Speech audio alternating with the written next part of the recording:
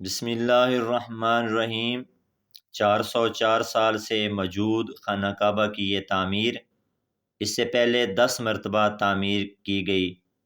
سوال یہ ہے کہ سب سے پہلے خانہ کعبہ کب اور کس نے تعمیر کیا؟ سب سے پہلے حج کب ہوا؟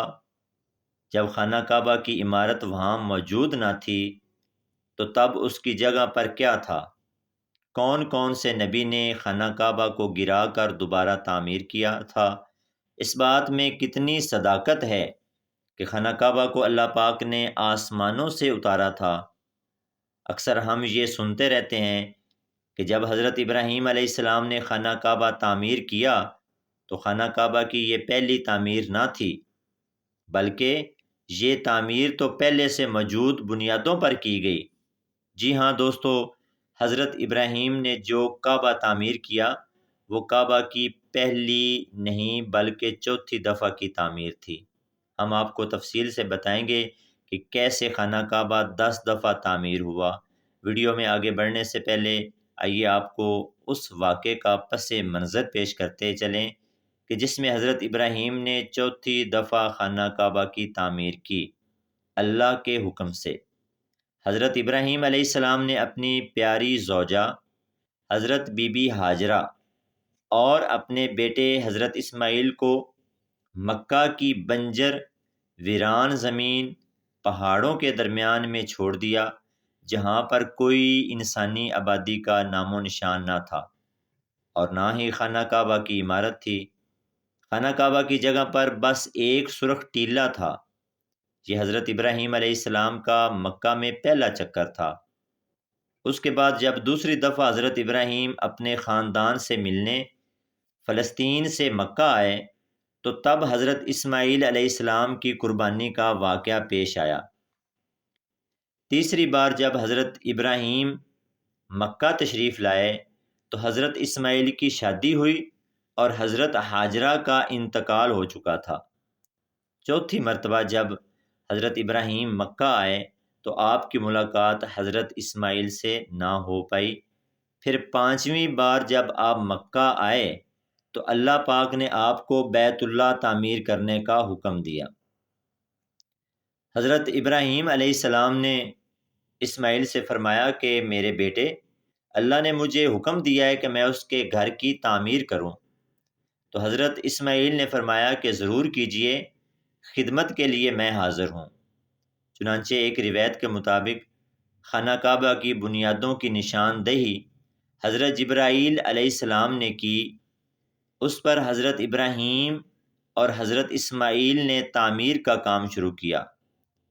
جب کھدائی شروع ہوئی تو قدیم بنیادیں ظاہر ہونے لگیں جن پر حضرت آدم نے بیت اللہ شریف کی تعمیر کی تھی۔ بنیادوں کے ظاہر ہو جانے کے بعد حضرت ابراہیم اپنے اس بڑھاپے میں ایک معمار اور حضرت اسماعیل ایک مزدور کی حیثیت سے اس کی تعمیر میں لگ گئے۔ کوہ لبنان، کوہ ہیرا، کوہ ابو قیس، کوہ صفا اور کوہ مروہ میں ان پانچوں پہاڑوں سے حضرت جبرائیل پتھر لاتے اور حضرت ابراہیم کعبے میں لگاتے جاتے۔ حضرت جبرائیل کی نشاندہی پر جبل ابو القبیس کی کھوہ سے 2 پتھر حضرت ابراہیم علیہ السلام کو ملے۔ انہی میں سے ایک حجر اسود اور ایک مقام ابراہیم کے نام سے مشہور ہوا۔ مقام ابراہیم وہ مشہور پتھر ہے کہ جس پر کھڑے ہو کر حضرت ابراہیم نے کعبہ کی دیواریں بلند کی۔ جیسے جیسے دیواریں بلند ہوتی گئیں وہ پتھر بھی ہوا میں بلند ہوتا رہا۔ رسول اللہ نے ارشاد فرمایا، جس کا مفہوم ہے حجر اسود جب جنت سے اترا تو دودھ کی طرح وہ سفید تھا، پھر انسان کے گناہوں نے اسے سیاہ کر دیا۔ ایک اور حدیث میں نبی کریم نے فرمایا کہ حجر اسود اور مقام ابراہیم جنت کے یقوتوں میں سے 2 یقوت ہیں۔ اللہ نے ان کے نور کی روشنی بجھا دی، اور اگر اللہ اسے نہ بجھاتا تو یہ مشرق سے مغرب تک سب کو روشن کر دیتی۔ یہ تو تھی خانہ کعبہ کی چوتھی دفعہ کی تعمیر۔ آئیے اب آپ کو پوری تاریخ تعمیر کعبہ بتاتے ہیں کہ کب اور کس کس نے اس کی تعمیر کی۔ پہلی تعمیر حضرت آدم علیہ السلام کی تخلیق سے 2000 سال قبل سب سے پہلے خانہ کعبہ فرشتوں نے تعمیر کیا۔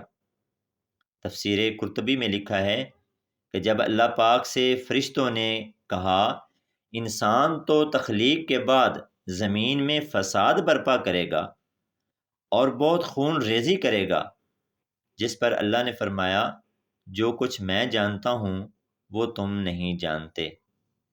فرشتے یہ گمان کرنے لگے کہ اللہ پاک ہم سے ناراض ہو گیا ہے۔ وہ طواف کرنے لگے اور اللہ پاک کی تسبیح بیان کرنے لگے تو اللہ نے ان پر رحمت نازل فرمائی اور عرش کے نیچے حسن و جمال میں بے مثال گھر 4 ستونوں پر قائم فرمایا اور یہ گھر بیت المعمور کے نام سے متعارف ہوا۔ سورہ طور کی آیت نمبر 49 میں اللہ پاک نے بیت معمور کا ذکر فرمایا ہے۔ بیت المعمور 7ویں آسمان میں عرش کے سامنے کعبہ شریف کے بالکل اوپر ہے۔ آسمانوں میں اس کی حرمت ایسے ہی ہے جیسے زمین پر کعبہ معظمہ کی حرمت ہے۔ یہ آسمان والوں کا قبلہ ہے اور ہر روز 70,000 فرشتے اس میں طواف نماز کے لیے حاضر ہوتے ہیں، لیکن پھر کبھی انہیں واپس آنے کا موقع نہیں ملتا، بلکہ ہر روز نئے 70,000 فرشتے حاضر ہوتے ہیں۔ اس کے علاوہ بخاری مسلم میں حدیث شریف ہے کہ رسول اللہ صلی اللہ علیہ وسلم کو بھی بیت المعمور دکھایا گیا۔ اس کے بعد اللہ پاک نے فرشتوں کو حکم دیا کہ زمین پر بھی اس بیت المقدس کی مانند میرا گھر بناؤ، تاکہ جس طرح فرشتے بیت المعمور کا طواف کرتے ہیں اسی طرح زمین پر میرے بندے اس گھر کا طواف کریں۔ چنانچہ حکم الہی کی تعمیل میں فرشتوں نے بیت اللہ شریف کی تعمیر کی اور اس کا طواف شروع کیا، اور فرشتوں نے ہی اس کا سب سے پہلے بھی حج بھی کیا۔ دوسری تعمیر خانہ کعبہ دوسری دفعہ تعمیر کرنے والے اللہ کے پہلے نبی حضرت آدم علیہ السلام تھے۔ اللہ پاک نے آپ پر وحی کی کہ میرے گھر کی تعمیر کرو، اسی جگہ جہاں فرشتوں نے کی تھی۔ چنانچہ حضرت جبرائیل نے خط کھینچ کر جگہ کی نشاندہی کی اور بنیادیں دکھا دی۔ حضرت آدم نے بنیادیں کھودی اور حضرت حوا مٹی اٹھا اٹھا کر لاتی اور کعبہ کی تعمیر کا کام مکمل ہوا۔ پھر اللہ نے حضرت آدم کو طواف کا حکم دیا اور ساتھ فرمایا آپ پہلے انسان ہیں اور یہ پہلا گھر ہے۔ تیسری تعمیر وقت کے ساتھ ساتھ کعبہ کی دیواریں کمزور ہوتی تو حضرت آدم کے بیٹے حضرت شیش علیہ السلام نے مٹی اور پتھر سے خانہ کعبہ کو دوبارہ تعمیر کیا، جبکہ کچھ مفسرین کا کہنا ہے کہ حضرت شیش علیہ السلام نے صرف مرمت کا کام کیا تھا۔ چوتھی تعمیر طوفان نوح میں خانہ کعبہ کی عمارت غائب ہو گئی تھی اور یہ جگہ صرف ایک اونچے سرخ ٹیلے کی طرح رہ گئی تھی۔ پھر حضرت ابراہیم نے حضرت جبرائیل کی نشاندہی پر اسی بنیادوں پر تعمیر کی جس پر حضرت آدم علیہ السلام نے کی تھی، جس کو اللہ پاک سورہ بقرہ کی آیت نمبر 127 میں بیان فرمایا ہے۔ پانچویں اور چھٹی خانہ کعبہ کو 5ویں بار قوم عمالقہ اور چھٹی مرتبہ قبیلہ جرہم نے تعمیر کیا تھا۔ قبیلہ جرہم میں سے جس شخص نے یہ کام کیا اس کا نام حارث بن مزاز اصغر تھا۔ 7ویں تعمیر نبی آخر الزمان حضرت محمد صلی اللہ علیہ وآلہ وسلم کے پاک نسب میں ان کے ایک بزرگ حضرت قسی بن کلاب نے خانہ کعبہ از سر نو تعمیر کیا اور ایک بے مثال پختہ عمارت تعمیر فرمائی۔ 8ویں تعمیر قبیلہ قریش کے سرداری کے دور میں ایک زبردست سیلاب آیا جس سے خانہ کعبہ کی دیواریں بے حد کمزور ہو گئی، تو متفقہ فیصلے کے تحت خانہ کعبہ کو قبیلہ قریش نے تعمیر فرمایا، جس میں حضور نبی کریم صلی اللہ علیہ وسلم نے بھی شرکت فرمائی۔ لیکن سرمایہ کم ہونے کے باعث قریش کی تعمیر میں حطیم کو شامل نہیں کیا گیا تھا۔ نامی تعمیر۔ یزیدی فوج کی سنگ باری سے جب خانہ کعبہ کی دیواریں شکستہ ہو گئیں تو حضرت عبداللہ بن زبیر نے حطیم کو قریش کی تعمیر میں شامل نہ کیا گیا تھا، اس کو شامل کر کے بنیاد ابراہیمی پر نئے سرے سے تعمیر کیا۔ 10ویں تعمیر۔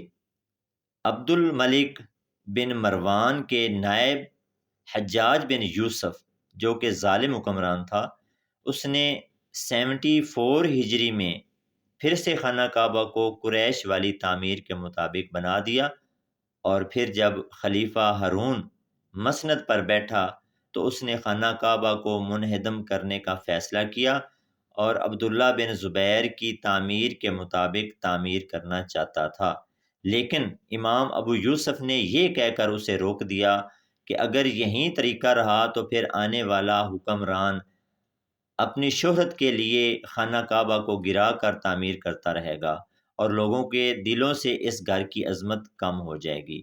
پھر 1014 ہجری میں سلطنت عثمانیہ کے سلطان مراد بن احمد خان شاہ قسطنطنیہ نے حجر اسود والے رکن کے علاوہ ساری عمارت کو بنیاد حجاج کے موافق تعمیر کیا۔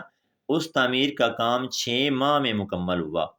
اس نے خانہ کعبہ کے اندر سنگ مرمر کا فرش بچھایا اور اس کے اندر نہایت نفیس مخملی چھت گیری لگائی اور باہر کی دیواریں سنگ خار سے چونا میں چیکنی نہایت نفیس ریشمی سیاہ پردہ خانہ کعبہ پر ڈالا جس پر کلمہ طیبہ لکھا ہوا تھا اور سنہرے حاشیے پر سلطان کا نام لکھا تھا۔